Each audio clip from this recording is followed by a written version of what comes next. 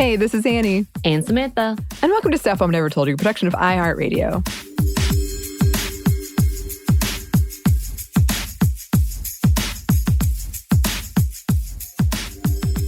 Samantha, do you have a favorite candy? I do, actually. I have a couple of favorite candies.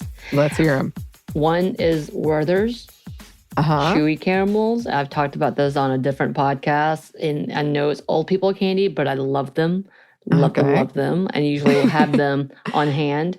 I also like Twizzlers, but I like the Twizzlers. My favorite type of Twizzlers is actually the Halloween version of the Twizzlers. So they're individually packaged and they're the chewy ones, but they're smaller. And because I don't know if it's because they're smaller or what, and the way they are made, it's a lot more, I don't know if it's pliable. Whereas like the regular Twizzlers, you could actually hurt somebody with. Right. Pretty dense. You know, if you smack them with it. But this one you can't. And it's chewier and a little bit lighter. So those are my favorite versions of Twizzlers.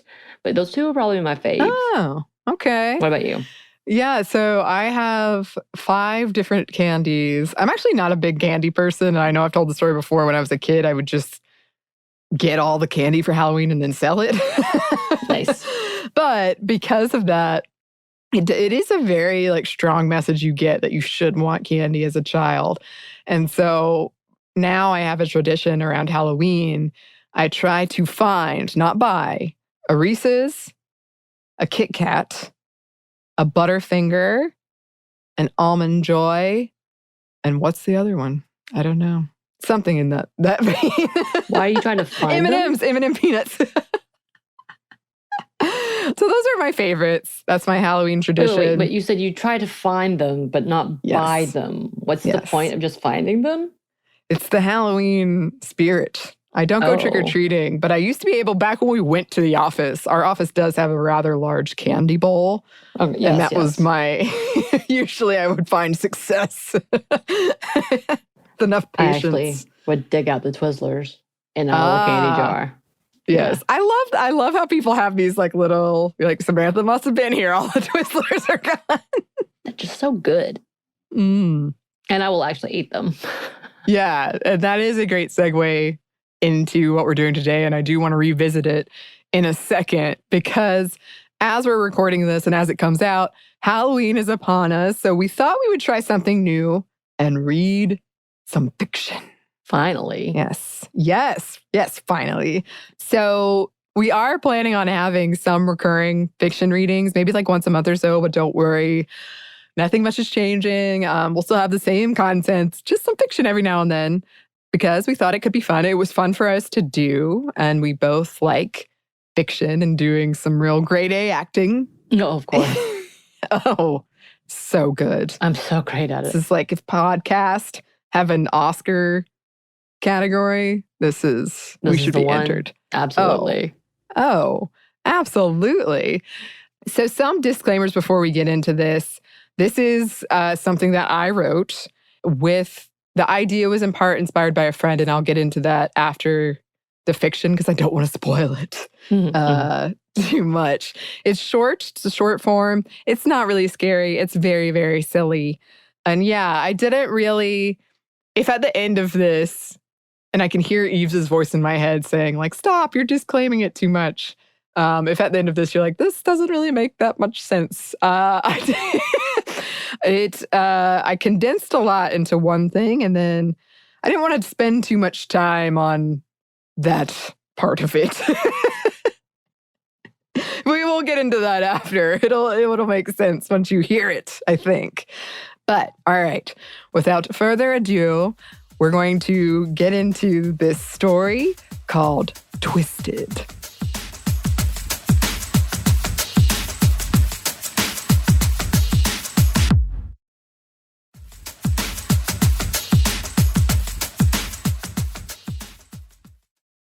Do you like candy?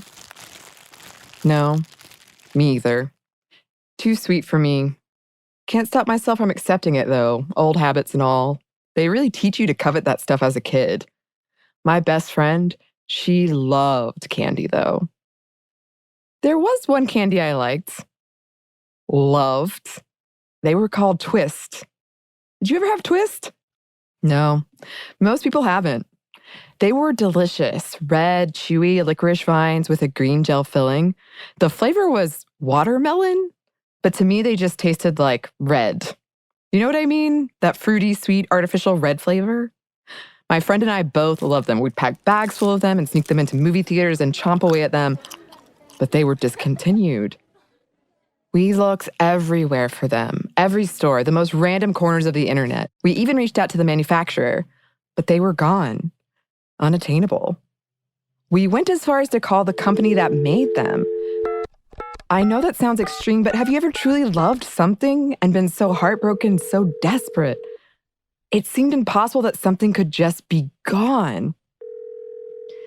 The answer, invariably delivered with an air of boredom and annoyance, was that Twist were discontinued indefinitely. Have you tried our similar products, Tear and Twirl? If you take one thing away from this story, I want it to be this. Tear and Twirls are not the same. Years passed, and we still occasionally checked the candy aisles at pharmacies, searching for Twist. We visited candy stores, asked if they had them in the back, our hopes inevitably squashed. Sorry. We encountered a lot of adversity. People told us maybe Twist never existed, that we were misremembering, that the candy we'd been searching for had been Tear and Twirls all along. Even my therapist urged me to let it go, that I was clearly clinging to a nostalgic childhood memory, an unhealthy distraction from reality, that not having them in my life was good for me. They tried to make us doubt ourselves, but we both knew the truth. We were unwavering in our conviction. It was a conspiracy, we joke, the Tear and Twirls conspiracy. If only we'd known. I was sitting at home searching candy history forums for any clues, any sign of Twist, when my phone buzzed. My best friend was calling. Odd, we were typically text-only communicators.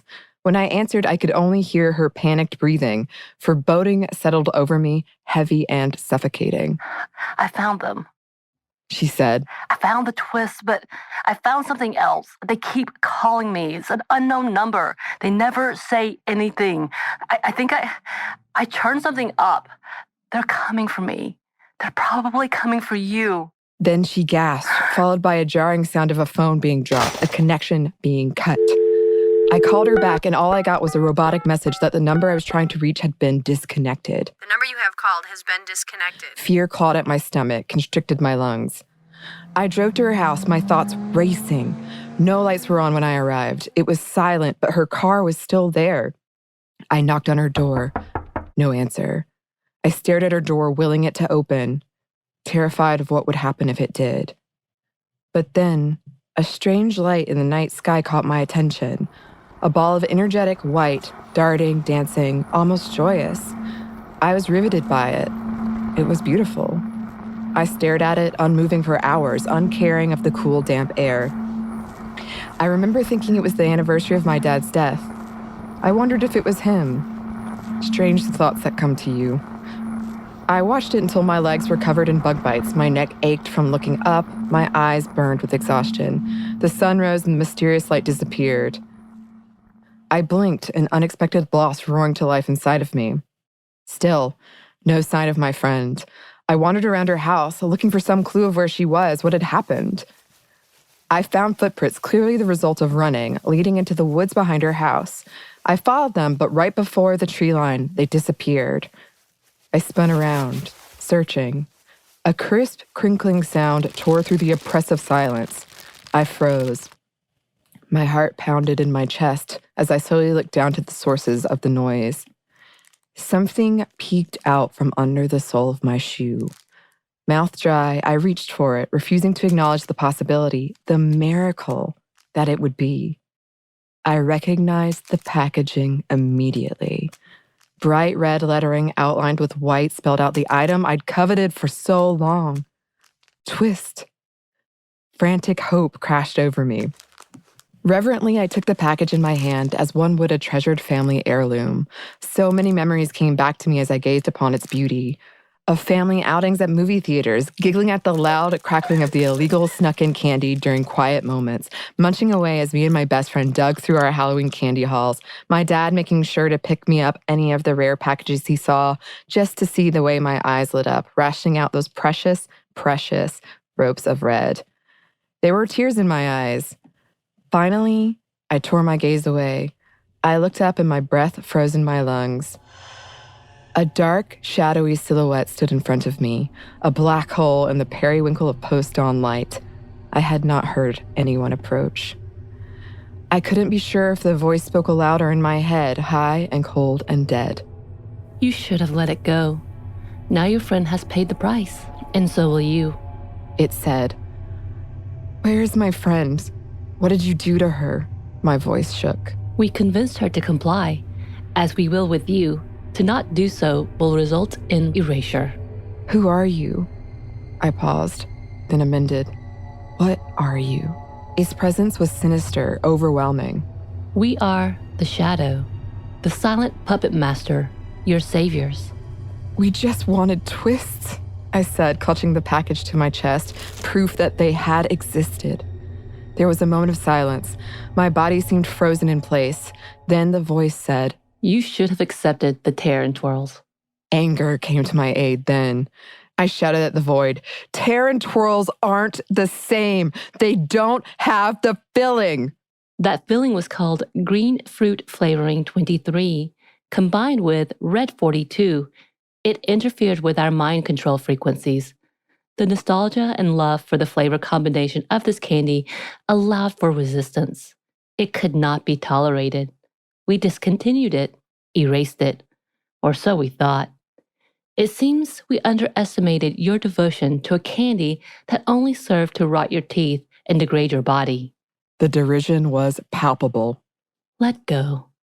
It said, We can offer you more peace with our mind control than any manufactured sugary food product.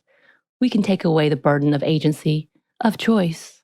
I thought of Twist, the chewy, sweet outside and the burst of tangy, sour green within. I thought of my friend and I sharing stories and secrets and laughs and memories over Twist. I thought of my dad, dead a year ago today, buying me Twist because I loved them, and he loved me. I thought of the mysterious light dancing, joyous, in the night sky, unexplained, but beautiful. There was a shrill ringing in my head, discordant, tearing, forcing me to squeeze my eyes shut. I threw my hands up to cover my ears. The package crinkled against my cheek, and I realized it wasn't empty.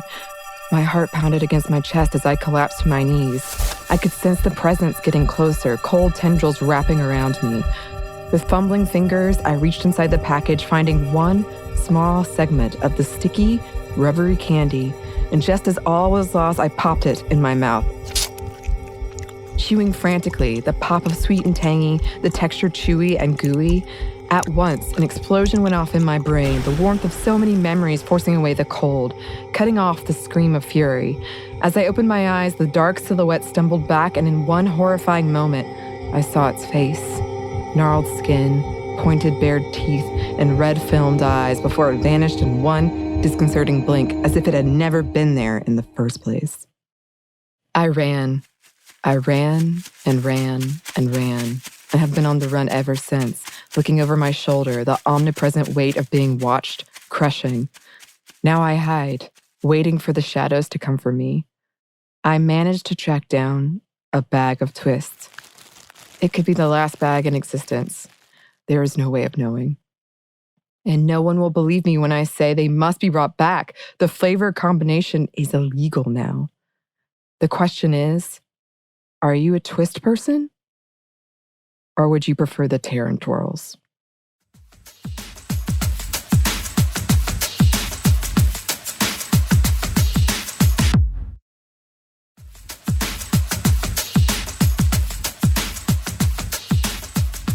And that's the end. The end. Of, yes. I feel like you should have done it in your creepy alien voice. It was so good.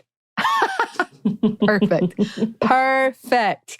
I hope that you enjoyed it. I did want to talk about some of the things in there. One, which Samantha immediately picked up on when we did this. I did. It is about Twizzlers, what a candy that used to be called Twist and Peels. And they were so good. They were these little like sections of Twizzler. I think kind of what you're talking about with the Halloween ones. Like they were just smaller.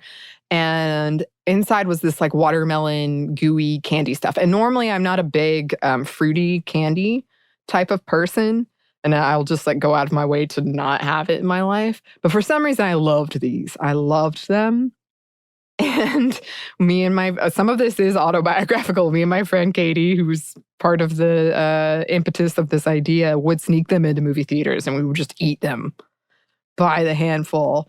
But the tear and twirls in this story are based on pull and peels. Yep.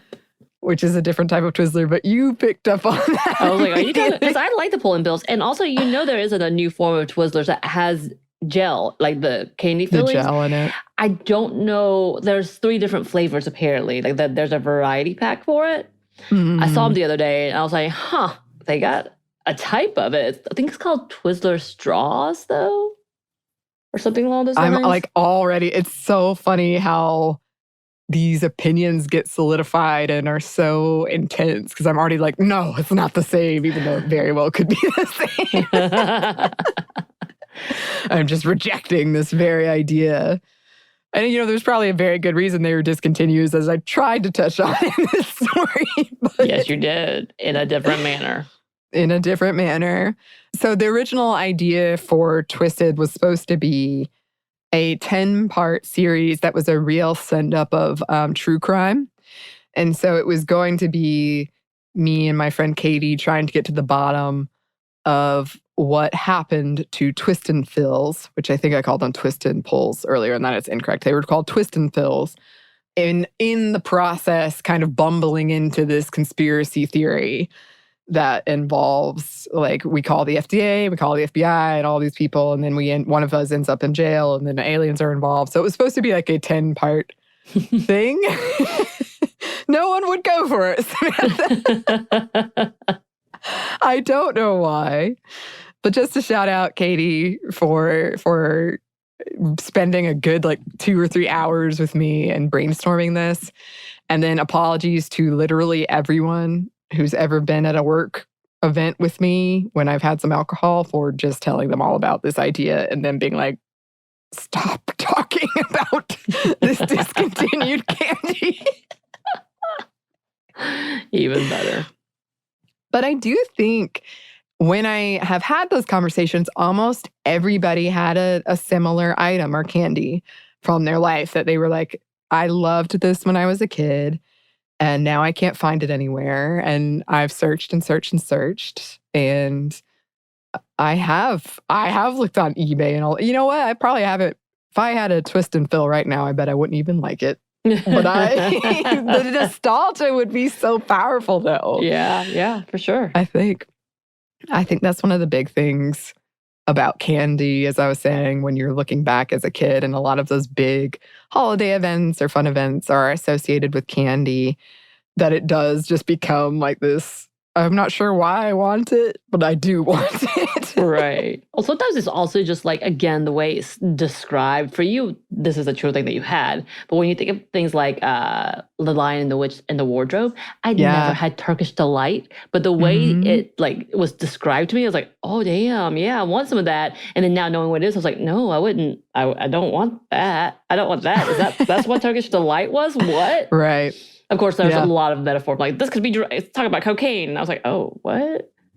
But that's a whole different conversation. Right. But there is that level of how well it is, descriptor, what you have in your head. Again, kind of you probably wouldn't like it today, but in your head at that point in time, it was the most amazing ... whatever it was. I feel like it's the same thing with Bit O Honey. Uh-huh. I used to love those. I'm like, why? Yeah. No wonder I lost all of my teeth so quickly. Oh, no. That stuff is trouble. Yeah. I mean, a lot of candy is trouble. You were with me when I was writing this, actually. I was? Yes, you were. It was when, about a year ago, we were at the beach. And this is one of my 15 ideas I had for the podcast, 13 Days of Halloween. And this was what I thought was the top runner, but they did not go for it. Well, that was good for us. Yes. But I think it's clear, because I hadn't really touched it in over a year. And when I went back, I was like, oh, this is the stage I was in of grief.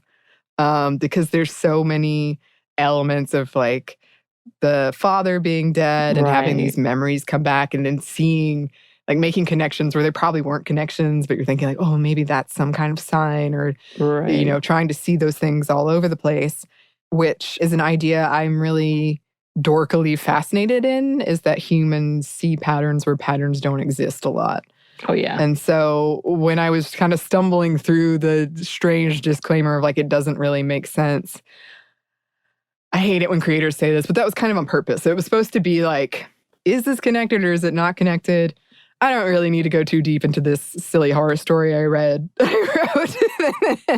But that was kind of like the idea was, you know, you're going through this experience, you're having this grief, and you're seeing these things and you're trying to make sense of them when perhaps there's no sense to be made of them. But the memory of that candy and the memory of all those things you created together. And my dad did buy me Twist and Fills, and he would let me sneak them into the theater, even though he was a big proponent of, if you get caught, I'm not going to help you. And just having those kind of moments based on this candy. Yeah. And I do think food is a really powerful memory in that way. And it can, you know, connect you to people that you've lost, or even people you just don't see anymore. There are certain foods I'll eat, I'll just be like transported back to college. Yeah. I remember being in my dorm and watching scary movies and eating this with my roommate or whatever it is. And I do have a lot of foods like that based around Halloween and the fall and, you know, winter at large. So, yeah, I just think it's a really powerful, it can be a really powerful connection between you and other people. As much as we talked about how unhealthy relationships with food can be, this is one area where it can form connections with other people. As well. And I do think a part of this is also about the traditions we have and we make with other people. And, you know, they can be very silly. Like the 5 candies that I have to get, it's really ridiculous why I feel that way. Or having, you know, your friend that you always, I have some groups of friends that will always bring a certain type of candy. And so that candy gets associated with them. And it makes me happy when I have it and I think of them and all the times we have had it in the past. And I think for me, as a kid, that was what Halloween was kind of about. Like, you would get the candy. Like I said, I wasn't really about the candy for me. It was kind of like that fun of hanging out with people and making those connections with people and making those trades of like, oh, she wants Twizzlers and I want those. Like, these kind of silly, smaller interactions that you really do are really important and you do miss when that person is gone. But yeah, that's all of that from this very, very silly, but I hope fun. I think it was a fun one. It was very fun. Yeah, story. Thank you so much, Samantha, I enjoyed it. For your excellent acting, Christina's excellent editing, soundscaping, and thanks to you, listeners, for coming along on this journey. We hope that you're having happy fall times, whatever they may be. And if you have any ideas for any other ideas we could try or like fiction we could read, it has to be in the public domain, but you know, please send them our way. You can do that at our email, which is stuffmediamomstuff@iheartmedia.com. You can find us on Instagram at Stuff Mom Never Told You or on Twitter at MomStuffPodcast. Thanks as always to our super producer, Christina. Thank you. And thanks to you for listening. Stuff Mom Never Told You is a production of iHeartRadio. For more podcasts from iHeartRadio, visit the iHeartRadio app, Apple Podcasts, or wherever you listen to your favorite shows.